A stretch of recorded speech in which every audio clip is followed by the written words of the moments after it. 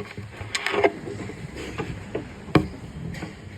have in today's Gospel a wonderful story in Luke's Gospel. Luke has crafted this Gospel carefully, and the story appears immediately after the healing of the blind man, and there's a reason for that. And Jesus heading towards Jerusalem, and the stories coming up, all these have a deeper meaning actually. What is interesting to note here is the tax collectors, as you should know by now, you've been Catholic for so long, were ostracized, despised by their own fellow Jews because they were seen as traitors and cheaters or thieves, stealing money from his own people. So, an ordinary tax collector, or even a chief tax collector, doesn't matter. They're just hated by the people. So just imagine the kind of feelings or concerns Zacchaeus had. He wanted to see Jesus. Here is a religious movement going on, and there he was, a man who's so conscious of the fact that he has been not doing right, that he has been stealing. So Zacchaeus is aware of himself. He's very well aware that he is in no position or worthy enough to approach Jesus. So we are told that he just wanted to have a glimpse of Jesus. So Zacchaeus said that Jesus was in town, was anxious to see what kind of man Jesus was. He was anxious to see what kind of man Jesus was. Really, over here we have also the echo of yesterday's passage. It became a mass yesterday. Also about the blind man, he also wants to see. Here you have Zacchaeus wanting to see as well. Now this is the stage for Zacchaeus. It's just mere curiosity. He just wants to see what kind of man Jesus was. So, that Zacchaeus must have been surprised that Jesus also noticed him. And for that, and for Jesus to invite him, the people were asking what kind of person this is. You should know. So now we have the people who know what kind of man Zacchaeus is, and the people now question Jesus what kind of rabbi he is. He should know better. But Zacchaeus was wanting to look at Jesus because with Jesus there is hope for him. There is life. There's acceptance. And there's transformation. All waiting to happen with forgiveness. So Zacchaeus is not just trying to take a picture of Jesus in his mind. He was hoping for something. He was hoping for salvation, for redemption. He was hoping to be healed of his guilt. He wanted to be forgiven. So Zacchaeus wanted to see Jesus, but he did not expect Jesus would see him. It must have shocked him that Jesus looked and at his direction and said, Zacchaeus, come down. Hurry because I must stay at your house. Something that Zacchaeus wasn't expecting. So that is to show Jesus knew his heart. Jesus knew why he actually wanted to look at him. So in a way, Jesus did a self-invitation because he already knew Zacchaeus' disposition. We find that in our first reading we have that as well. Look, I am standing at the door knocking. If one of you hears me calling and opens the door, I will come in to share his meal side by side with him. That's Revelation. That's what God wants to do with us.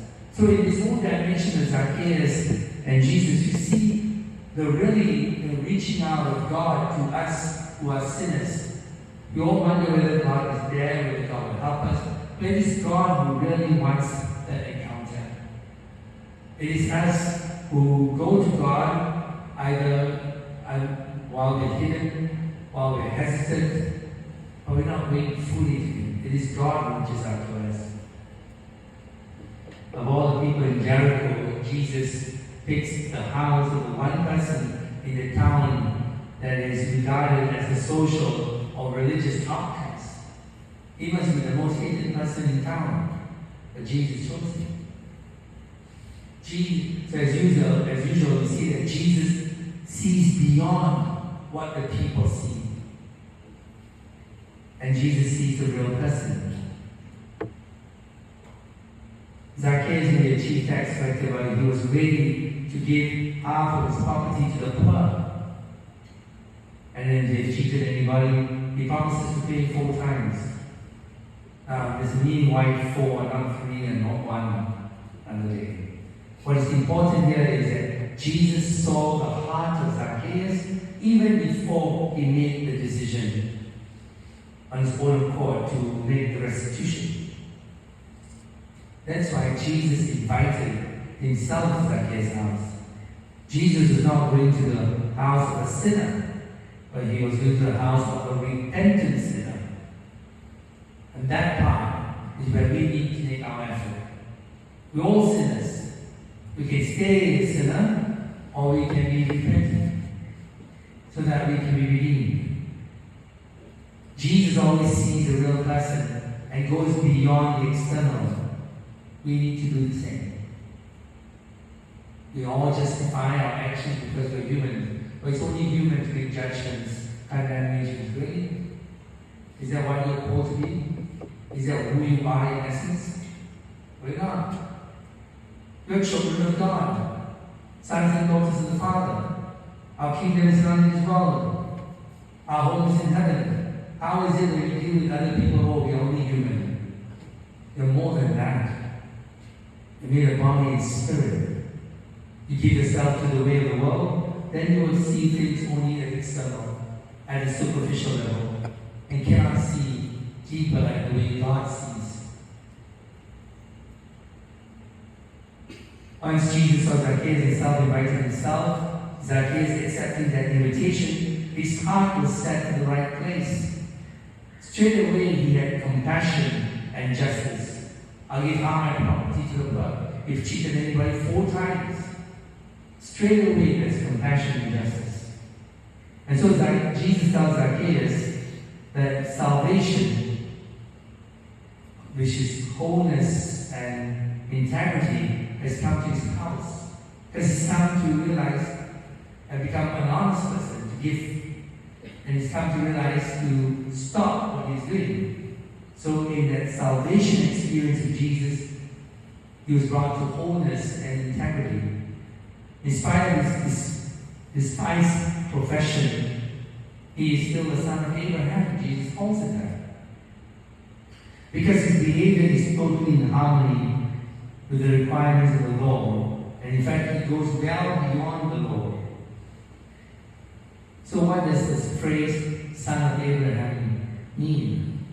It means to be a loving, caring person, full of compassion, with a sense of justice, not just a keeper of ritualistic kind of observances. This Zacchaeus came down to realize who he is. So this story begins with what did Zacchaeus want to do? He wanted to see what kind of man Jesus was. In the end, what is revealed to us is what kind of man Zacchaeus is. The whole change of this man. And Jesus showed him what kind of man he's capable of. And Zacchaeus proved it by his honesty, integrity, and his compassion. So Zacchaeus originally wanted just to have a glimpse of Jesus from afar. And now he has Jesus who wants to come to his house to dine with him. That whole dimension of eating a meal in the Jewish context means really a level of friendship where you are sitting together at a table. So the question now for us is, are we ready to let Jesus into our hearts, into our lives? Like Zacchaeus, are we ready to respond with compassion and integrity? Do you know what kind of man Jesus is? You cannot figure that out if you do not know what kind of man you are. And we have to realize we are sinners in need of repent.